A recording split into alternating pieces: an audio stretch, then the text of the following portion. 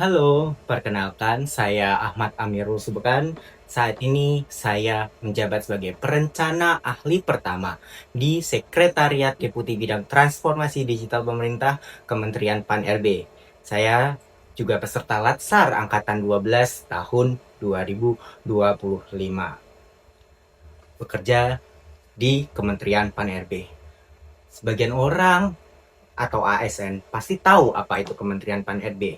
Nah, Kementerian Pan-RB ini memiliki tujuan besar atau visi besarnya pada tahun 2025 sampai 2029, yaitu terwujudnya birokrasi yang adaptif, kolaboratif, capable, dan melayani dalam rangka mewujudkan Indonesia Maju menuju Indonesia Emas 2045. Untuk mewujudkan visi tersebut, Kementerian Pan-RB didukung oleh struktur organisasi seperti sekretariat kementerian dan 5 deputi.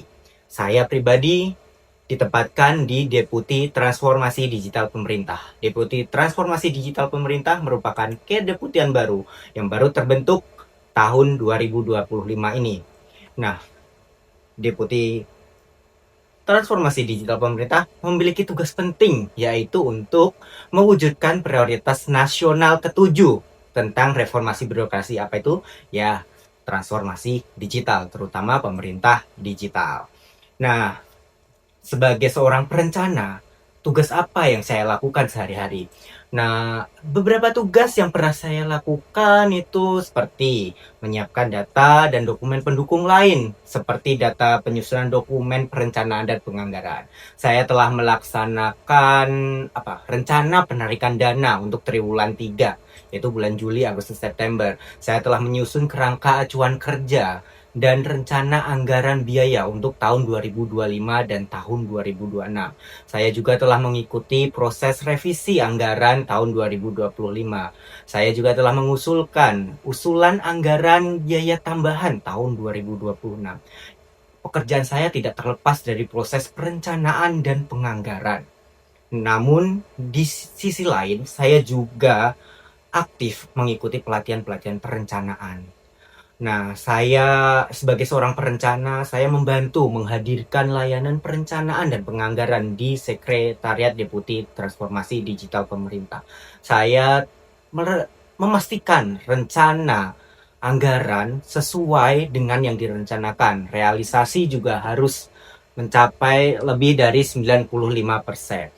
Standar layanan yang saya hadirkan yaitu rencana anggaran yang sesuai realisasi, rencana anggaran yang tepat, akurat, akuntabel, serta sesuai regulasi agar efektivitas program dan perencanaan terjamin.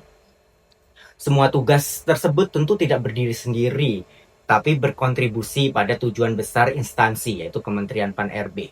Dengan peran tersebut, saya ikut mendukung mandat strategis Kementerian Pan-RB dalam hal mendorong reformasi birokrasi dan transformasi digital pemerintah. Dari pengalaman tersebut, saya kemudian merefleksikan bagaimana peran saya sejalan dengan ciri Smart ASN.